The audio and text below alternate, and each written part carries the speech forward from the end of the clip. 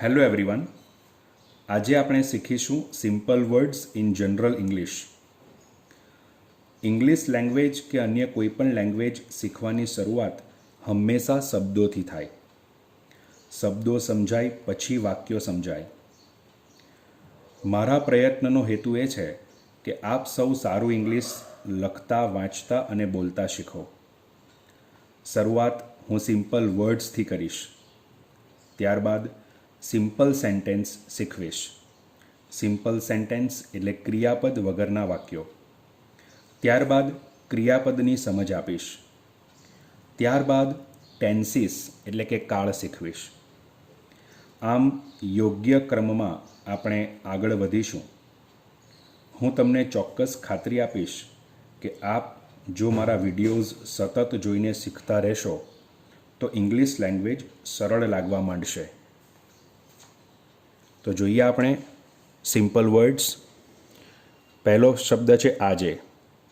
ઇંગ્લિશમાં એને આપણે કહીશું ટુડે.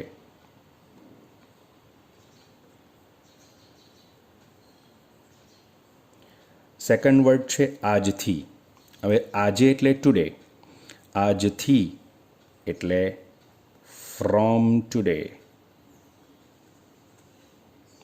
આવતીકાલે ધેટ ઇઝ ટુમોરો. આવતીકાલથી ફ્રોમ ટુમોરો.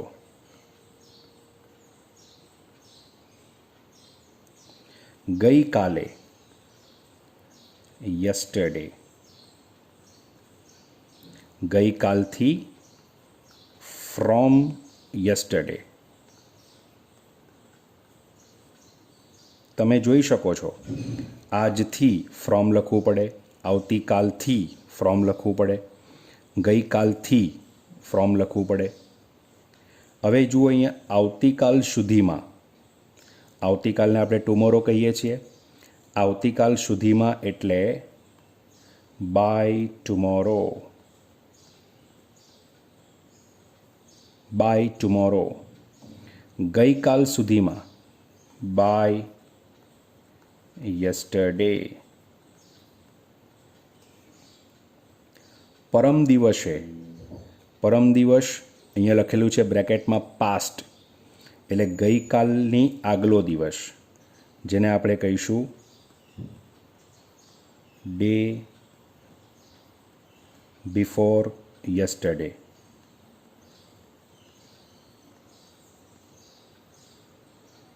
એ જ પ્રમાણે અહીંયા જુઓ પરમ દિવસ ફ્યુચર. આવતીકાલ પછીનો દિવસ એને આપણે કહીશું ડે આફ્ટર ટુમોરો.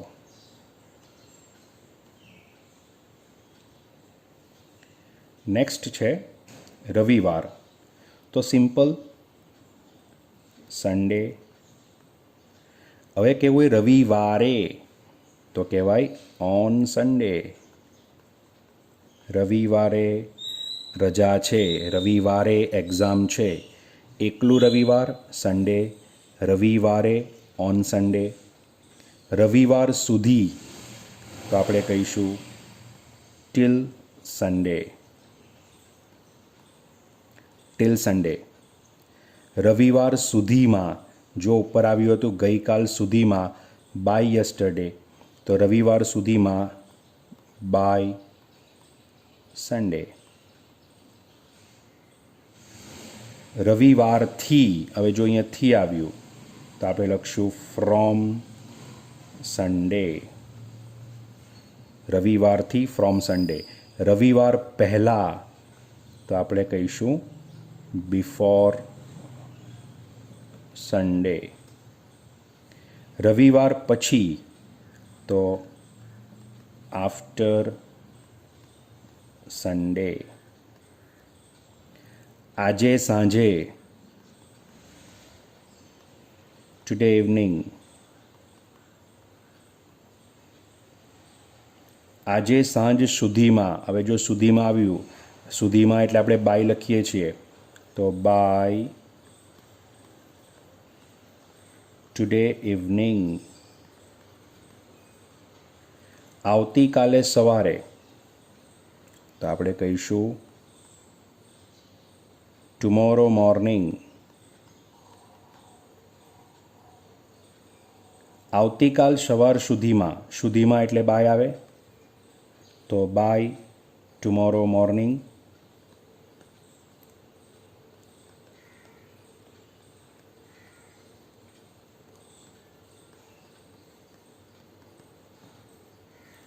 આવતા બુધવારે, હવે સમજો, આવતા બુધવારે ચોક્કસ દિવસની વાત છે.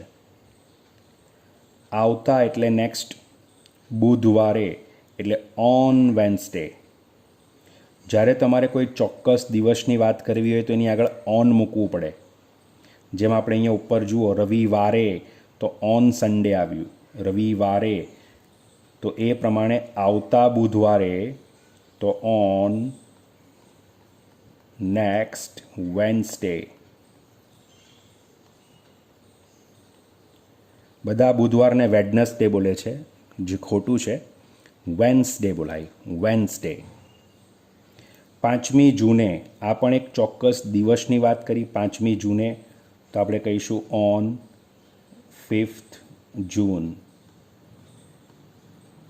ગયા શુક્રવારે ચોક્કસ દિવસની વાત, તો ઓન ગયો શુક્રવાર એટલે last Friday, on last Friday. 10 ઓક્ટોબરથી, ચલો થી આવ્યું એટલે ફ્રોમ 10th ઓક્ટોબર. 10 ઓક્ટોબર સુધીમાં, સુધીમાં એટલે બાય આવે, બાય 10th ઓક્ટોબર. 10 ઓક્ટોબર સુધી, તો હવે અહીંયા હતું 10 ઓક્ટોબર સુધીમાં. 10 ઓક્ટોબર સુધી આપણે કહીએ ને કે ફીઝ 10 ઓક્ટોબર સુધીમાં ભરાઈ જશે. એ પ્રમાણે આપણે બોલવું હોય કે ભાઈ 10 ઓક્ટોબર સુધી શાળામાં રજા છે. તો 10 ઓક્ટોબર સુધી અને 10 ઓક્ટોબર સુધીમાં બંનેમાં ફરક છે.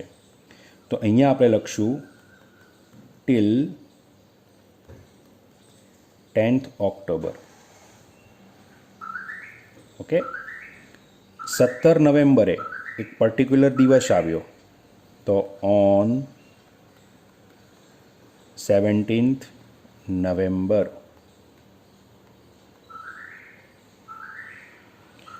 17 નવેમ્બર પહેલાં, પહેલાં એટલે બિફોર, 17th નવેમ્બર. 17 નવેમ્બર પછી, પછી એટલે આફ્ટર, 17th નવેમ્બર. ઉત્તરાયણના દિવસે ચોક્કસ દિવસની વાત આવી, તો ઓન ડે, અહીંયા આપણે ઓન ઉત્તરાયણ ડે.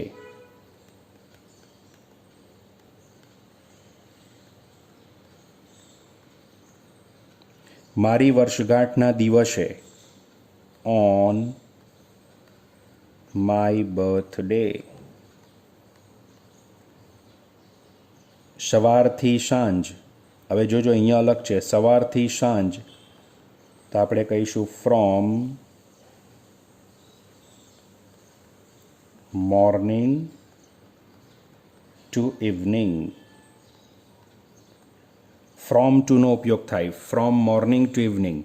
સોમવારથી શુક્રવાર, ફ્રોમ મંડે ટુ ફ્રાઈડે. હું લખીશ ફ્રોમ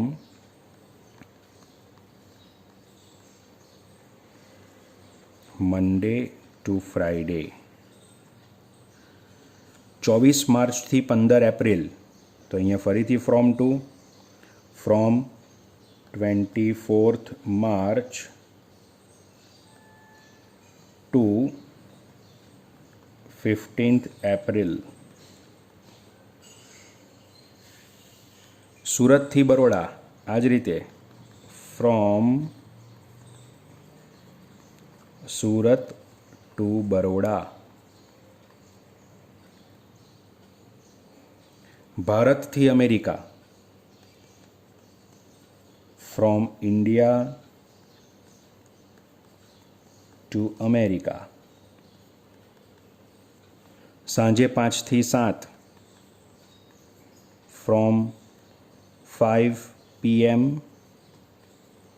ટુ 7 PM. અહીંથી ત્યાં સુધી, ફ્રોમ હિયર ટુ ધેર. સવારે 8 થી 10, ફ્રોમ 8 AM ટુ 10 AM. તો તમે જોઈ શકો છો, આજે આપણે આ 40 શબ્દો જોયા, જેમાં મહત્ત્વની ભૂમિકા કોની હતી ખબર? મહત્ત્વની ભૂમિકા હતી પ્રેપોઝિશન્સની. પ્રેપોઝિશન્સ કયા? તો of, from, with, without, by,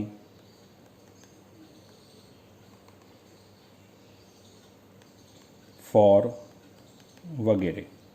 આ બધા પ્રેપોઝિશન્સ છે. આવા બીજા ઘણા છે.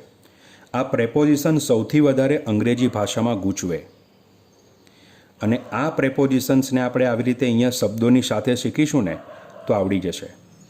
જો આ પ્રેપોઝિશન્સને આપણે નિયમથી શીખવાનો પ્રયત્ન કરીએ તો અઘરા લાગશે. હજી આવા ઘણા બધા પ્રેપોઝિશન્સ છે. આ તો મેં થોડાક લખ્યા છે નામ. તો નેક્સ્ટ વિડીયો જે મારો આવશે એમાં હજી બીજા વર્ડ્સ હું આપીશ ઘણા બધા, જેમાં અલગ અલગ પ્રકારના પ્રેપોઝિશન્સનો ઉપયોગ પણ આવશે. તો આ પ્રેપોઝિશન્સને આપણે પ્રેક્ટિકલી યાદ રાખવાનો પ્રયત્ન કરીએ, નહીં કે નિયમથી. તો આશા રાખું તમને આ વિડીયો ગમશે જ. Thank you.